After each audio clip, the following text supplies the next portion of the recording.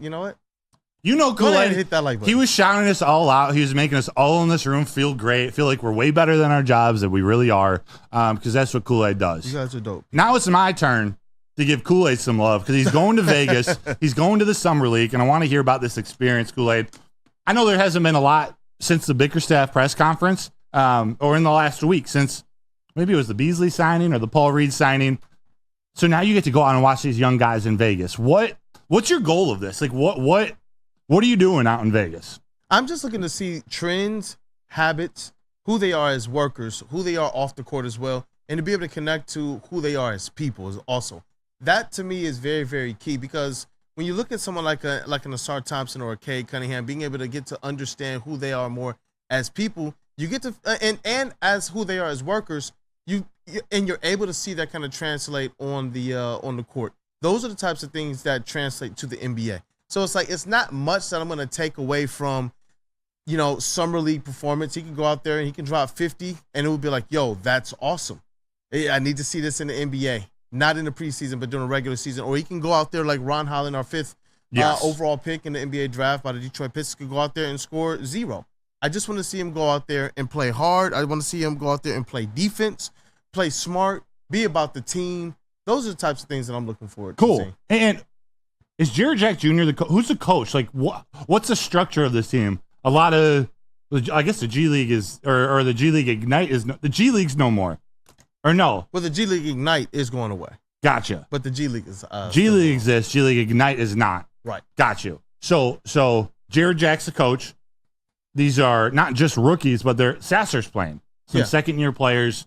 You got Sasser, you got Bobby Clintman, their second-round pick, who they took, I think, 37th overall as well. Yes, sir. They traded up for him. So that's another player that I'm interested in seeing. They got a lot of different forwards on this team. A lot of kind of rangy 6'7" to 6'9", 6'10" guys who can all play kind of that tweener wing role.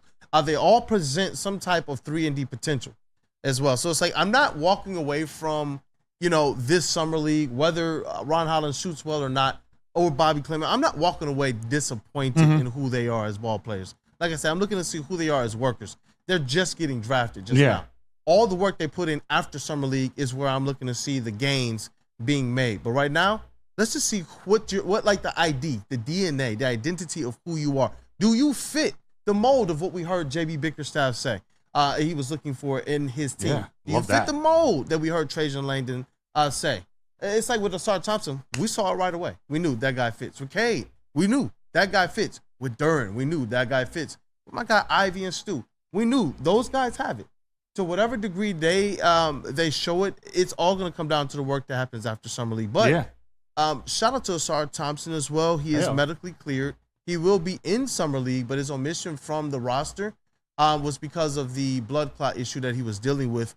But he will be practicing and working out with the team. Love it. Yeah, you want to see how the young guys, and sometimes it's hard to tell just on TV, which is why I'm excited that you'll be joining us on Monday and Tuesday from Vegas on the show, but to see how coachable these young players are. And I say that you want to see them make progressions from game 1 of Summer League to the end. Like, not that winning doesn't matter. You want to learn to play with the team and win the game, but is Bobby Clintman, the mistakes he makes in game 1, does he take the lessons that Jared Jack and the staff are teaching him? Does he improve on those in the short sample size from the start of Summer League to the end? It doesn't need to be astronomical gains or huge changes, but just the fact that they understand what it takes to not just make it to the NBA, but now that you're there, taking what you can from veteran coaches. Like, Jared Jack has been around the NBA as a player and as a coach, as an assistant coach.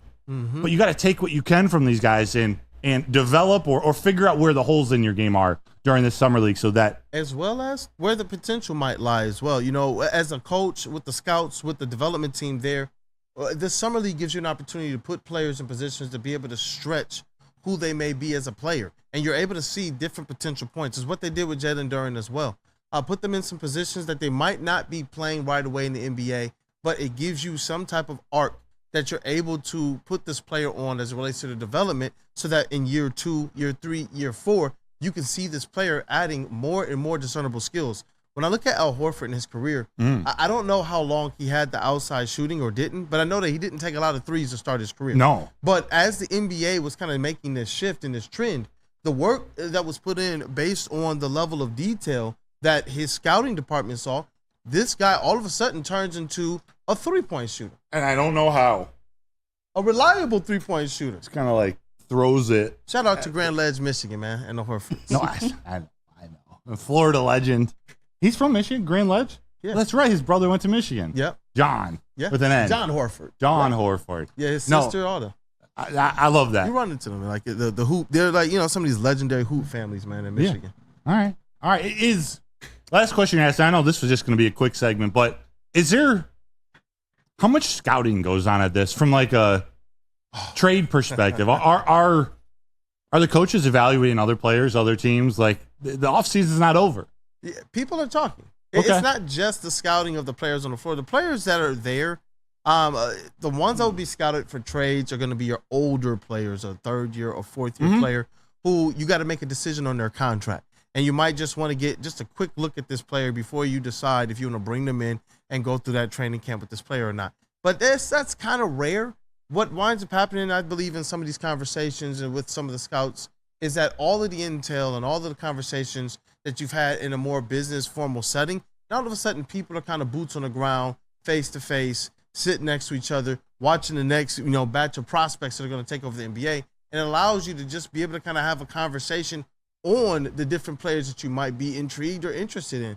And so, yeah, there's that type of stuff that goes on. Cool. To what degrees? Who knows? Well, Kool-Aid, you will be joining. You're going out there Sunday, so yes. you're going to be coming back Wednesday, going to be joining us Monday and Tuesday. Yep. We'll figure out the right time in the show. Make Wednesday work.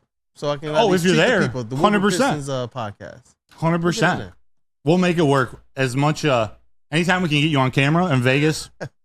It's going to be fun, man.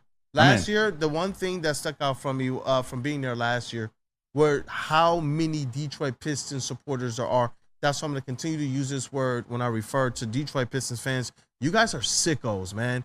The amount of people, the video's still on the Woodward Pistons channel. We went live several times just running into Detroit Pistons fans down there who are excited about what this team could be. And obviously, I'm hoping they're even more optimistic with Trajan Langdon and JB Bickerstaff, but I'm looking forward to running into you, Detroit Pistons fans. Any content we get, obviously, we're going to definitely feature it here on Wake Up Woodward via Woodward Sports. So Factual. Kool-Aid, we're going to come back, got some Amon-Ra St. Brown clips and comments to talk about. Can you tell the people about the shows that are coming up on the Woodward Sports Network for the rest of the day? Staying tapped in with Wake Up Woodward Monday through Friday, 8 a.m. to 10 a.m.